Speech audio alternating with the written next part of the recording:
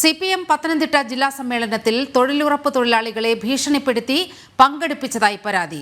മുഖ്യമന്ത്രി പങ്കെടുക്കുന്ന യോഗത്തിൽ നിർബന്ധമായും എത്താൻ തൊഴിലുറപ്പ് മേറ്റ് തൊഴിലാളികളോട് ആവശ്യപ്പെടുന്ന ശബ്ദ സന്ദേശം പുറത്ത്. അടൂർ നഗരസഭ 20-ാം വാർഡ് തൊഴിലാളികൾക്കാണ് നിർദ്ദേശം. കൗൺസിലർ കർശന നിർദ്ദേശം നൽകിയിട്ടുണ്ടെന്നും ശബ്ദ സന്ദേശത്തിൽ പറയുന്നു. സംഭവത്തിൽ പ്രതിഷേധം ശക്തമാകുകയാണ്. ആദ്യം ഓഡിയോ സന്ദേശത്തിലേക്ക്. വേഗം നിറഞ്ഞ തൊഴിലുറപ്പ് അംഗങ്ങളെ, നാളെ തൊഴിലുറപ്പില്ല.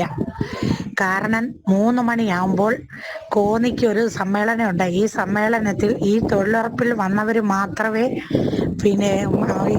ഈ സമ്മേളനത്തിൽ വരുന്നവരെ മാത്രമേ പുതിയ പണിക്ക് കയറ്റത്തുള്ളെന്നാണ് മെമ്പർ പറഞ്ഞിരിക്കുന്നത്. അതുകൊണ്ട് ഈ അക്കരയിലുള്ളവര്, പുതുശ്ശേരിയിലുള്ളവരെല്ലാവരും PW ഓഫീസിന്റെ അവിടെ വന്ന് നിൽക്കുക. അവിടുന്ന് ബസ്സുണ്ട്, ടൂറിസ്റ്റ് ബസ്സിനകത്ത് പോകും. ഈ ഭാഗത്ത് മേളി ചെട്ടാട്ടുമേല ഭാഗം, ഞങ്ങളുടെ ഈ ഭാഗത്തുള്ളവരെല്ലാവരും മറിയ ഹോസ്പിറ്റലിൻ്റെ അവിടെ വന്ന് നിൽക്കുക.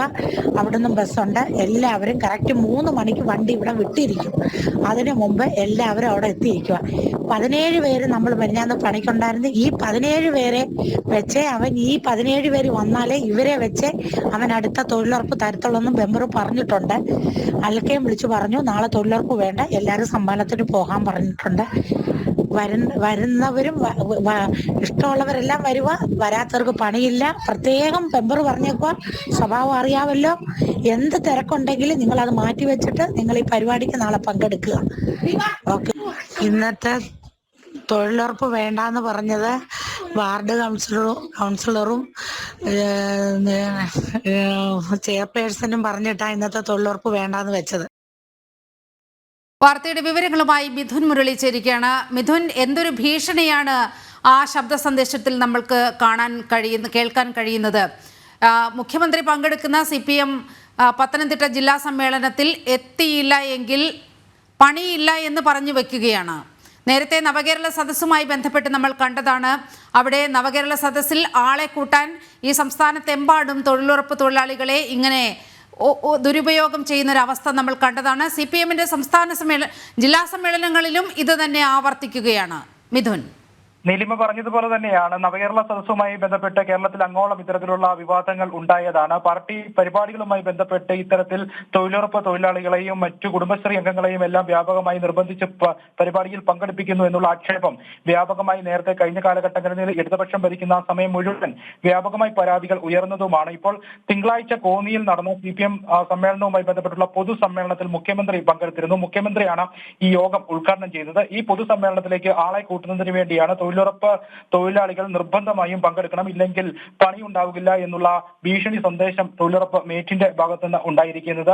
കൗൺസിലറാണ് ഇതിന് കർശന നിർദ്ദേശം നൽകിയിരിക്കുന്നത്.